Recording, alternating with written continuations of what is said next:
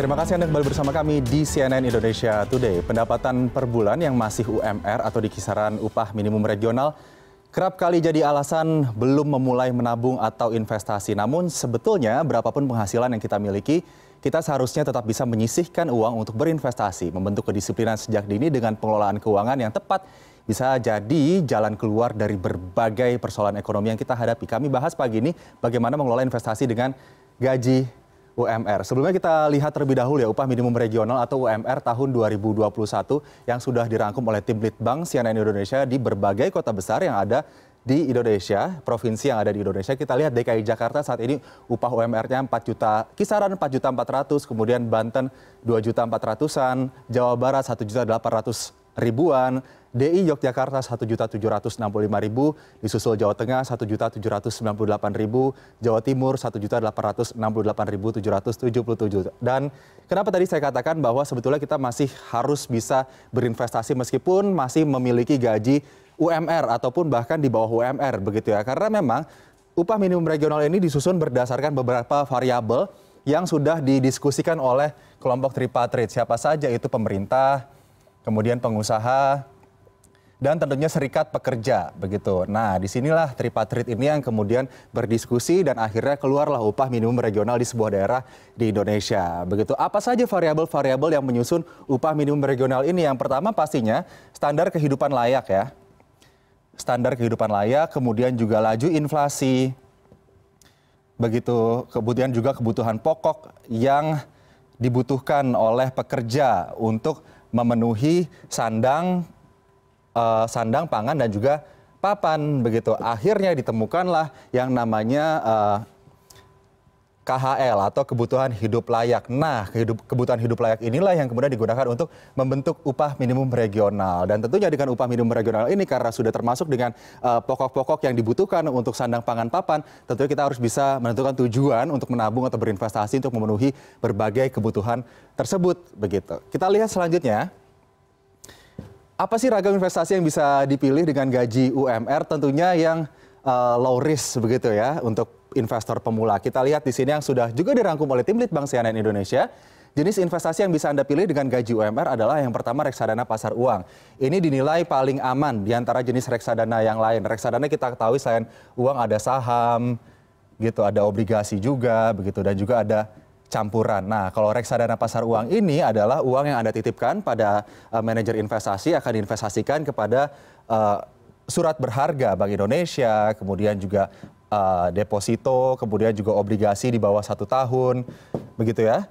Dan kita lihat di sini kelemahannya apa? Ya memang keuntungannya tidak terlalu besar, hanya 5-6% per tahun. Kemudian juga Anda bisa memilih tabungan emas. Nah, tabungan emas ini salah satu yang direkomendasikan juga bisa Anda lakukan di platform e-commerce, bahkan juga di Pegadaian begitu. Tabungan emas tentunya kita menabung emas batangan ya, bukan emas perhiasan begitu. Nah, ini memang keunggulannya adalah paling aman jangka panjang. Kenapa? Memang harga emas cenderung lebih stabil begitu ya.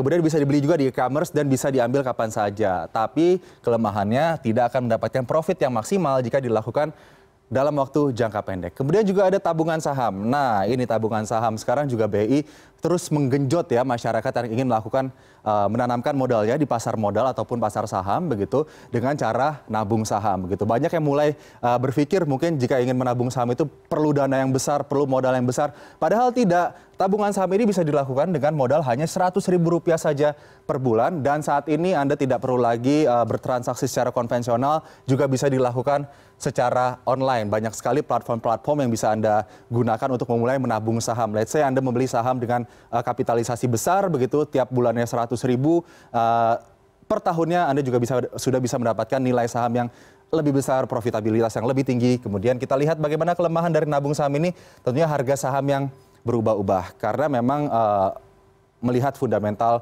yang mempengaruhi harga saham tersebut, kemudian juga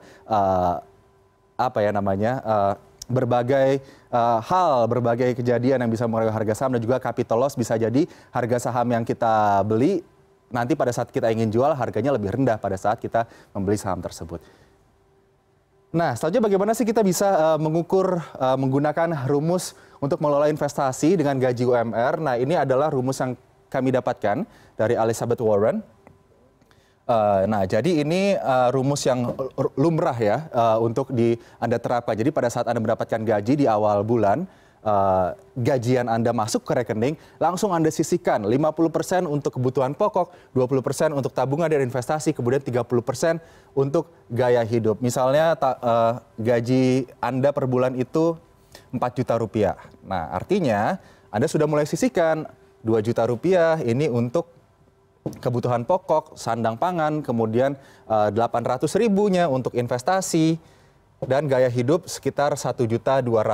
Ini mau beli gadget, mau beli berbagai kebutuhan, pakaian ya, untuk nongkrong-nongkrong, beli kopi-kopi cantik gitu, nongkrong-nongkrong bersama teman, juga disediakan budgetnya. Nah, ini jika Anda lakukan di awal bulan dengan disiplin begitu, niscaya pengelolaan keuangan Anda akan lebih bagus, lebih baik.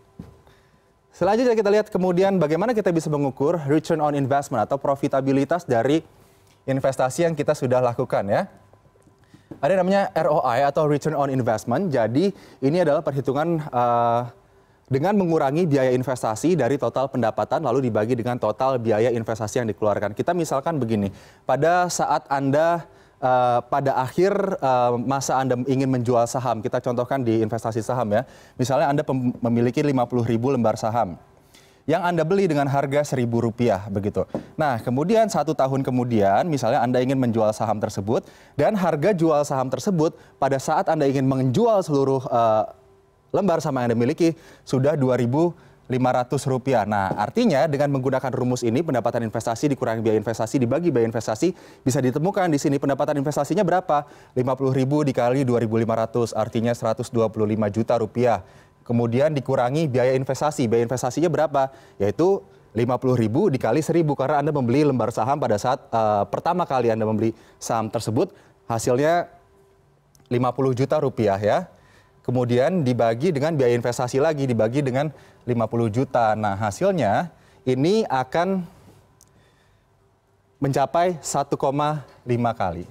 Oke, nah ini adalah rumus. Jadi, dana yang Anda dapatkan, laba yang Anda dapatkan dari berinvestasi pada saat Anda mengeluarkan uang Anda untuk membeli saham, kemudian pada saat Anda ingin menjual saham Anda tersebut, Anda sudah mendapatkan profit 1,5 kali. Tentunya ini lumayan sekali, ini bisa dikatakan 150% uang Anda kembali dengan berinvestasi. Itu dia. Nah, pokoknya kita harus cermat ya, teliti begitu ya untuk mengkotak-kotakan pendapatan kita dalam sebulan agar pengelolaan keuangan lebih baik begitu dan kemudian juga tujuan dan juga arah investasi kita bisa lebih terfokuskan.